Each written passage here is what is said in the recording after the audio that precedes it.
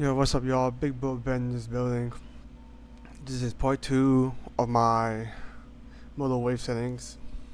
I'll be going over what the other stuff I have on my two main charts today, which is today we're gonna cover the volume imprint, aka the footprint chart, speed of tape, CVD, open, high, low, close, and ETH and how I set up my ETH and RTH VWAP.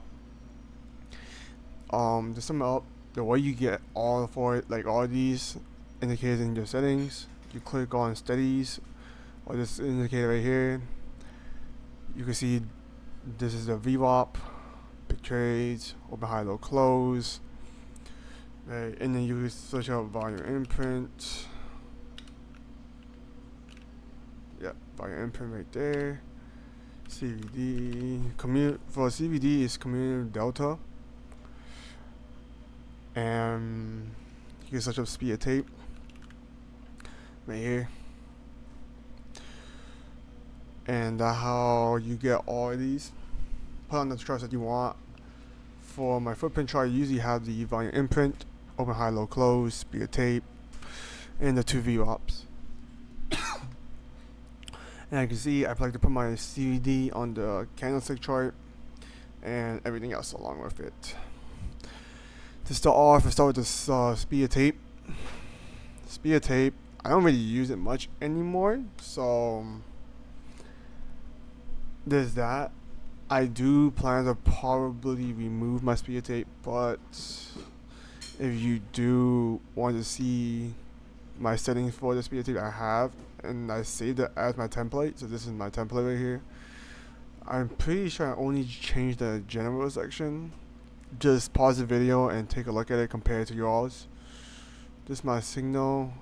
Like I said, I don't remember adjusting any of this. This is 2-bar, options, signals, general. That's my speed of tape. Now for the CVD. Oh wait. I like to keep it as a candlestick chart. You could use it as I see a lot of people do. Which one was it? I think it was the line.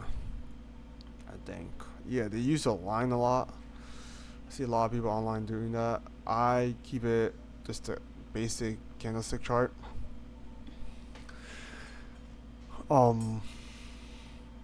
I believe, yeah, I didn't touch any of this. You could double check and pause at your own curve if this is different.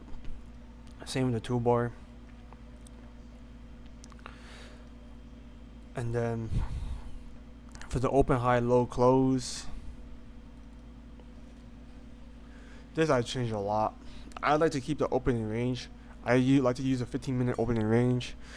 It just helps gauge out, well, obviously the orb.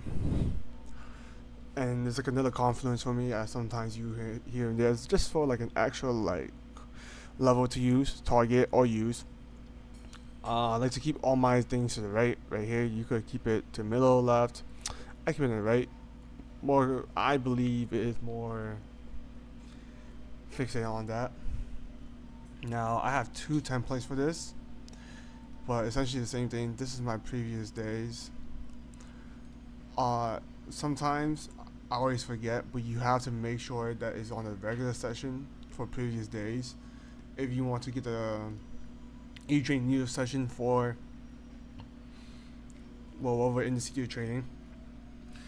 Because if you leave these open, it will show the high and lows include for the agents overnight session, which is not really, in my opinion, not really a strong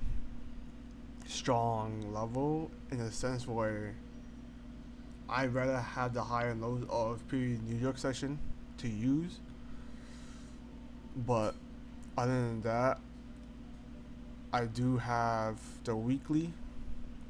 Well, I think I could just right here I changed this to weekly. This weekly I do leave it an extended session because I want the whole thing. Again, it's just this preview close. I made it orange. Like You can make it whatever color you want, whatever, like what most convenient. I don't think I change anything other than just make sure you're doing previous day. Just make sure you change the regular session, and that's how I use my open, high, low, close. Like set it up. Now for the VWAPs, I had all you gotta do is beautiful for MotiveWave, where you could literally just have regular session and extended session. The regular session obviously is a New York sesh, and the extended session is the overnight sesh. One day, I myself don't use the standard deviation bands. Maybe in the future I might plan to add it, maybe band 2, just to see it out. But other than that, I don't touch any of these settings. I just keep it nice and simple. Now, this is where it gets long. This is my volume imprint. I did took inspiration from a guy. I'll see if you can find his channel, and I'll just take a screenshot and put it in, shout him out. This is how I got into using the footprint chart on MotiveWave. I did change it up a little bit to my own things, but essentially, you want the delta profile on your left, and then the regular volume profile on the right. For ES, you could keep it at tick interval 1. If you do trade NQ, you could change this to 4. Well, it's up to personal preference. I'd like to keep it 4 because it helps squish things together. I don't believe it will be as accurate compared to leaving it at 1, but it will help visually. I keep everything in the middle. The RTH data only is meant for, well, I'll show you later, but it's meant for this section right here. The delta profile on the right. But I'll be going tab by tab, just pause it whenever you get the chance and just compare. This is my display. I do have this on. It's this little thing on the right.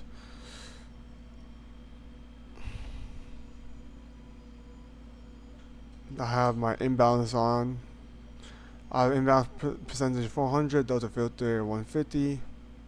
I only have one because I believe this should just do the job for my case. High volume nose, low volume nose. I'm not sure about this one, I'll be honest. Like, I was testing things out of this, but as you can see, like, it doesn't really pop up. So I don't really understand much of how this setting works. No, hold up.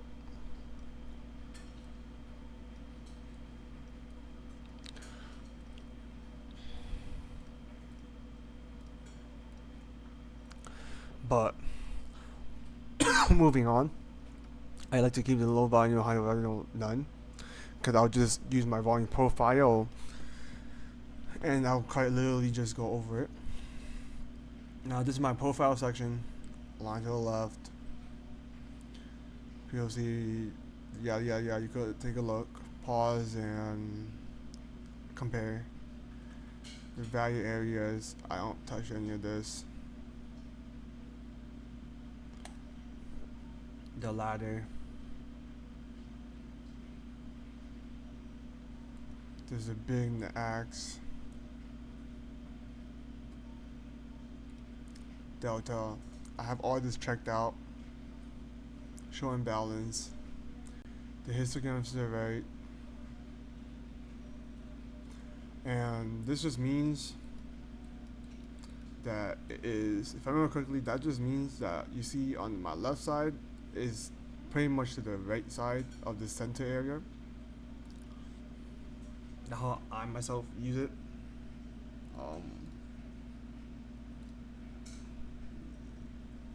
Yeah, just pause it, make sure everything's right, label to the right.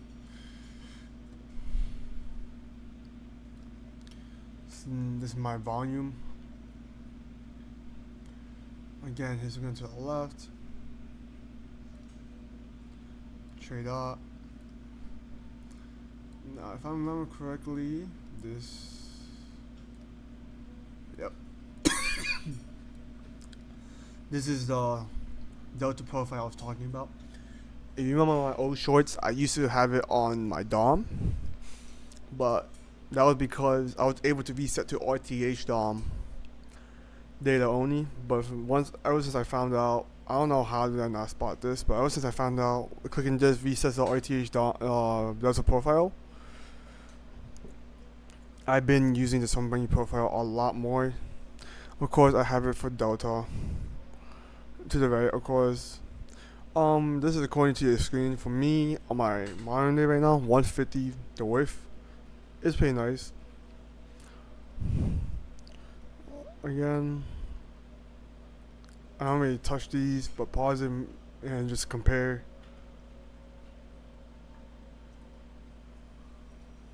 This is my signals. This is my options section. And this is my toolbar. The totals is down here. If you see my mouse, where it says volume, delta percentage. I just have those three up. I'm still working on knowing and learning how to use the delta percentage, but I mainly look at the delta and volume. Looking for delta flips, high volume with it, seeing how that goes. And that's really it for part 2 of my MotiveWave settings. Like I was trying to say, I'll put the link in the description below. Make sure you check it out. Where you guys could join my training community, where I plan to build a community where you'll be able to help each other out.